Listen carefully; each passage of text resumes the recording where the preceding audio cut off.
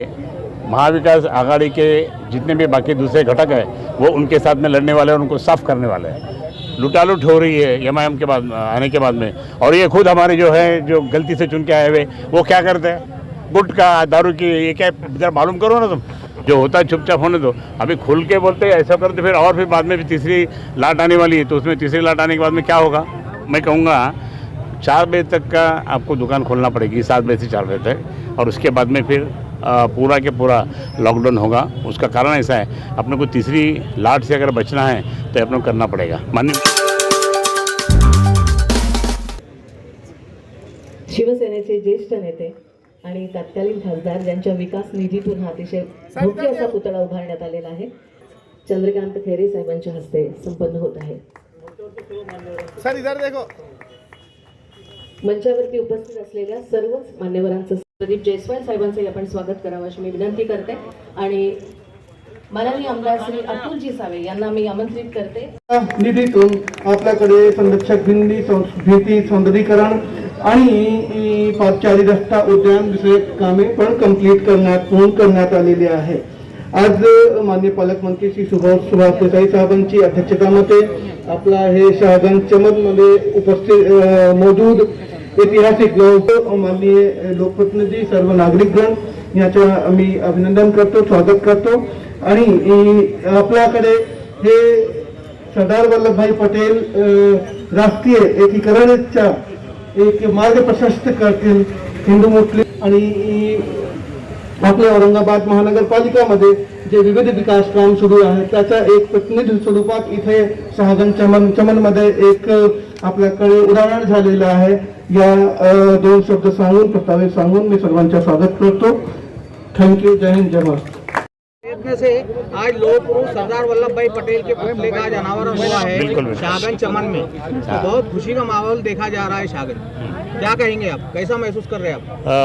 मैं तो इतना खुश हूँ कि स्वर्गीय इंदिरा जी गांधी जब नभोवाणी मंत्री थे 1966-67 में, उनके कमलों से छोटा पुतला का अनावरण हुआ था।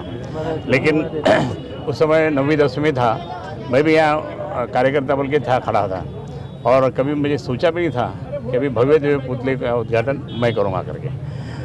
ये मेरे सौभाग्य माननीय उद्धव जी के आशीर्वाद से, मुख्यमंत्री जी के और पालक मंत्री जी के आशीर्वाद से वो मिला आज। और मैं कई दिन से बोल रहा था कि ये पुतले का उद्घाटन होना चाहिए। मैं कहूँगा कि मैं खुश क्यों हूँ, मैं एक स्वतंत्र सेनानी का लड़का हूँ कि उन्होंने हैदराबाद मुक्ति संग्राम में, मराठवाड़ा मुक्ति संग्राम में बहुत इसे एक किया था। बोल गया तो ये मैं कहूँगा कि उस वक़्त का जो ये था, मेरी दादी बोलती थी कि रज़ाकारों ने कितनी लूटालूट की थी, निज़ाम के सब ये सैनिकों ने, मिलिटेंसी ने जो नुकसान किए थे। हमारा भी घर बार बहुत बार लूटा गया, हमारी ज़मीन भी लूटी गई, ये बोलते थे। लेकिन हमारी नहीं, बाकी सबके यहाँ के जितने भी लोग थे उनकी लूटी गई थी ये रज़ाकार। और रज़ाकारों को ख़त्म करने के लिए, उनका सब कार्यकाल सब पूरा साफ करने के लिए गोविंद भाई शराफ इनके नेतृत्व में बहुत बड़ा आंदोलन हुआ, और हैदराबाद मुक्ति संग्राम का आंदोलन हुआ। उसमें हमारे पिताजी थे यहाँ के और बाकी के सब ये थे। पर ये कहूँगा कि वो कारण से उनको भी बहुत सबको तकलीफ हुई। हमारा वो कारण से घर लूटा गया कि बोले वो ये बुढ़ी का बोले, ये छोकरा बोले ये कर रहा, मतलब मेरे पिताजी। तो एक बड़ी कहानी है वो। लेकिन मैं कहूँगा कि आज किन के कारण से हम हिंदुस्तान में हैं, इनके कारण से हम हिंदुस्तान में हैं, वल्लभ भाई पटेल के कारण से हिंदुस्तान में। नहीं तो हम लोग तीसरे पाकिस्तान में जाने वाले थे, और फिर हमको तीसरे पाकिस्तान में क्या हाल, अभी देखो ना दोनों पाकिस्तान में क्या हाल है, वैसा हमको भी भुगतना पड़ता था। लेकिन सरदार वल्लभ भाई पटेल जी के कारण से हम हिंदुस्तान में हैं, ये मुझे बहुत बड़ा अभिमान है। और उनका स्मारक यहाँ हो गया, और इसका समय बड़े अभिमान आनंद से। सर मेरा सवाल ये है कि औरंगाबाद जो है शिवसेना गढ़ माना जाता है। हाँ। ऐसे में एमआईएम के खासदार कहते हैं कि जब शिवसेना की ताकत शहर में है तो महाआघाड़ी क्यों, अकेले क्यों चुनाव नहीं लड़ते अब?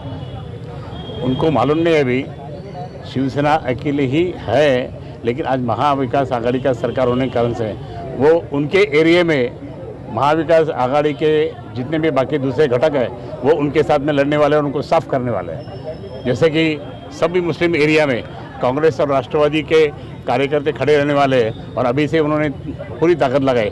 एमआईएम आने के बाद में या दंगे फसाद हो रहे कि नहीं, एमआईएम आने के बाद में इंडस्ट्रियल एरिया में लोग नहीं जा रहे हैं, लुटालुट हो रही है एमआईएम के बाद आने के बाद में। और ये खुद हमारे जो है जो गलती से चुन के आए हुए वो क्या करते हैं, गुटखा दारू की ये क्या इधर मालूम करो ना तुम।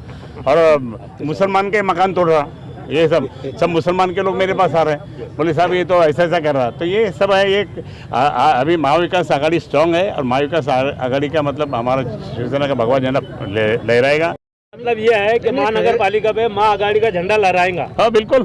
सर खैरे साहब, धार्मिक स्थल खोलने के लिए आप आगे क्यों नहीं आ रहे? नहीं अभी ये भी सवाल उठाया है। नहीं एक बात, अरे वो छोड़ो यार, मुझे ये बताओ कि मस्जिद में नमाज क्या पढ़ नहीं रहे कि लोग पढ़ते हैं, काहे के लिए छुपा खोलने का? मैं जान दो ना, जो पढ़ता होगा नमाज अच्छा है, भगवान की मतलब अल्लाह में क्या प्रार्थना करता है तो करने दो, चुप बैठो ना बोलना, जो होता है चुपचाप होने दो। अभी खुल के बोलते हैं ऐसा करते फिर, और फिर बाद में भी तीसरी लाट आने वाली है, तो उसमें तीसरी लाट आने के बाद में क्या होगा, इसके लिए मैं बोल रहा हूँ कि अभी लॉकडाउन बोले तो लोगों के आंख पर कांटा आता है। आपकी सरकार लॉकडाउन लगाने का निर्णय लेने वाली है आज मैं कहूँगा 4 बजे तक का आपको दुकान खोलना पड़ेगी, 7 बजे से 4 बजे तक, और उसके बाद में फिर पूरा के पूरा लॉकडाउन होगा। उसका कारण ऐसा है, अपने को तीसरी लाट से अगर बचना है तो अपने को करना पड़ेगा। माननीय मुख्यमंत्री जी के कारण से हम लोग यहाँ इतने लोग इकट्ठा जमा हुए, नहीं तो जमा नहीं होते थे जब उन्होंने स्ट्रिक्टली करने के बाद में। और ये स्ट्रिक्टली किसके लिए करते हैं? ये अपने लिए करते हैं। तो सर लोग पहले ही परेशान है, ठीक है, काम नहीं है, बढ़ती बराबर है, वो काम नहीं है वो, लेकिन ठीक है ना, तो भी आगे पीछे हो जाएगा। ये सवेरे 7 बजे से 4 बजे तक का जो भी है उसमें व्यवस्था हो जाता सब। खबरें देखनी हो तो औरंगाबाद अपडेट्स अब होगी हर खबर अपडेट, क्योंकि आप देख रहे हैं औरंगाबाद का number 1 YouTube news channel Aurangabad updates. Aurangabad का अपना YouTube न्यूज चैनल।